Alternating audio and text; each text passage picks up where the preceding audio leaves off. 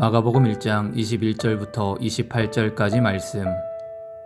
그들이 가버나움에 들어가니라.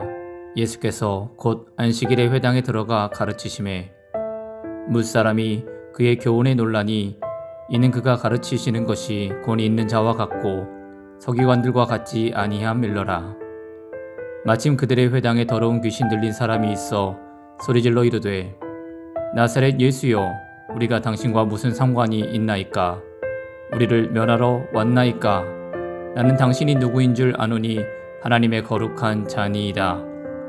예수께서 꾸짖어 이르시되 잠잠하고 그 사람에게서 나오라 하시니 더러운 귀신이 그 사람에게 경련을 일으키고 큰 소리를 지르며 나오는지라.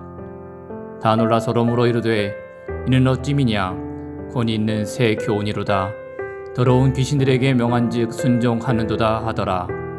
예수의 소문이 곧 온 갈릴리 사방에 퍼지더라. 전능하사 천지를 만드신 하나님 아버지를 내가 믿사오며 그 외아들 우리 주 예수 그리스도를 믿사오니 이는 성령으로 잉태하사 동정녀 마리아에게 나시고 본디오 빌라도에게 고난을 받으사 십자가에 못 박혀 죽으시고 장사한 지 사흘 만에 죽은 자 가운데서 다시 살아나시며 하늘에 오르사 전능하신 하나님 우편에 앉아 계시다가 저리로서 산 자와 죽은 자를 심판하러 오시리라.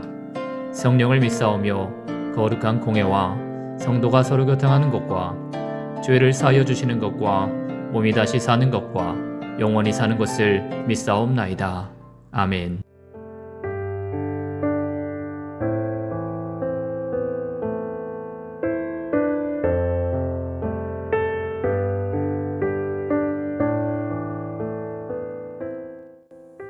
할렐루야. 우리 사랑하는 영성교회 성도 여러분, 예수님의 이름으로 축복합니다. 오늘 사순절 7번째 귀한 하나님의 말씀을 통해 은혜 받는 이 새벽 아침이 되었으면 좋겠습니다. 여러분, 권위라는 말이 있고 권력이라는 말이 있습니다.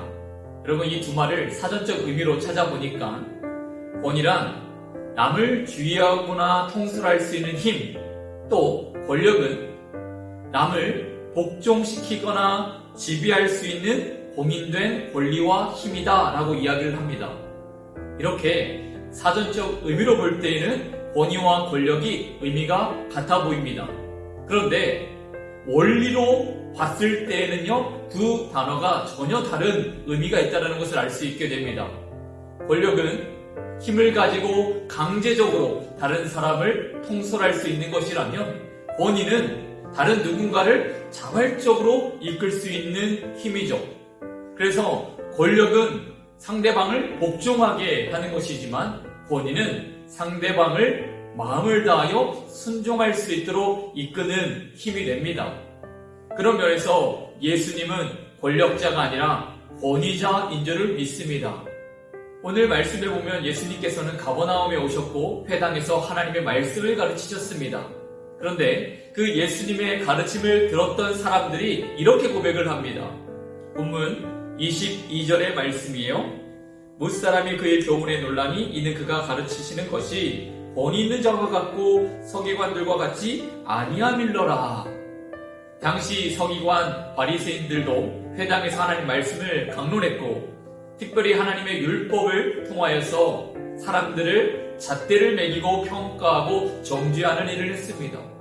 그런데 예수님의 말씀을 듣던 사람들이 하는 말이 이 예수님의 가르침은 서기관들과 같지 않고 참으로 권위 있는 자와 같다라고 이야기를 하는 겁니다. 또한 예수님은 가르치는 권위 이후에 복음의 능력이 가져오는 기적의 권세도 행하셨습니다. 그 마을에 귀신 들린 자가 있었는데 그 귀신 들린 자가 예수님을 마주했을 때 이렇게 말합니다. 나사렛 예수여, 당신이 우리와 무슨 상관입니까? 저는 이 귀신의 외침 속에서 좀 안타까움을 느낍니다.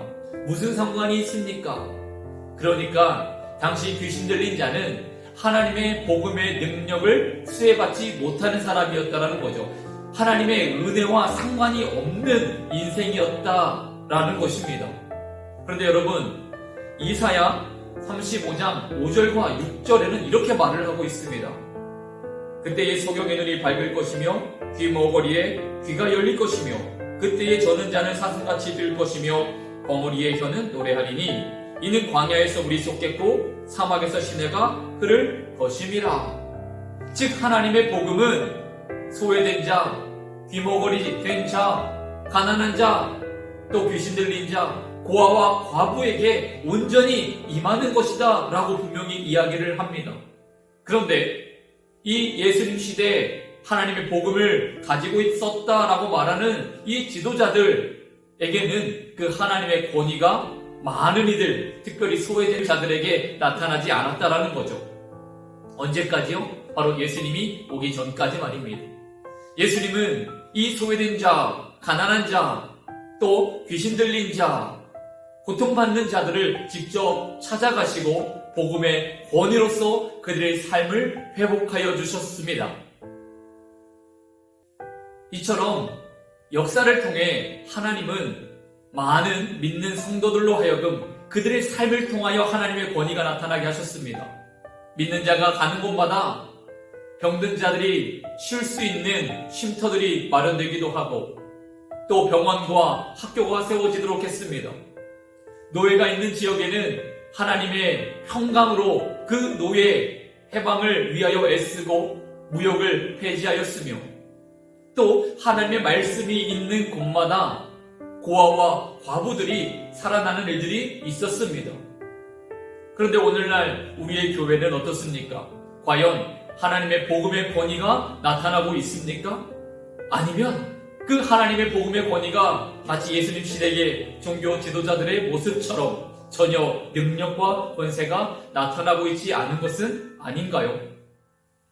오늘 우리 영성교회 모든 성도님들은 예수님의 권위로 구원받아 하나님의 새 사람이 되어 많은 이 세상 가운데에 그 복음의 권위를 증거하고 나타낼 수 있는 축복된 인생이 되기를 원합니다. 기도하겠습니다. 하나님 아버지, 오늘 우리의 삶을 통하여 많은 이들에게 복음의 권위, 예수님의 말씀이 주는 능력, 치유와 회복을 하나님 증거할 수 있는 인생이 되게 도와주시옵소서. 우리로 하여금 하나님의 나라가 임하였을 때에 얼마나 놀라운 축복이 이 땅 가운데에 펼쳐질 것인가 하나님 증거하고 나타낼 수 있는 믿음의 삶을 살아가게 하옵소서. 권위 있는 우리 영성교회 모든 성도가 되기를 원하며 예수님의 이름으로 기도합니다. 아멘.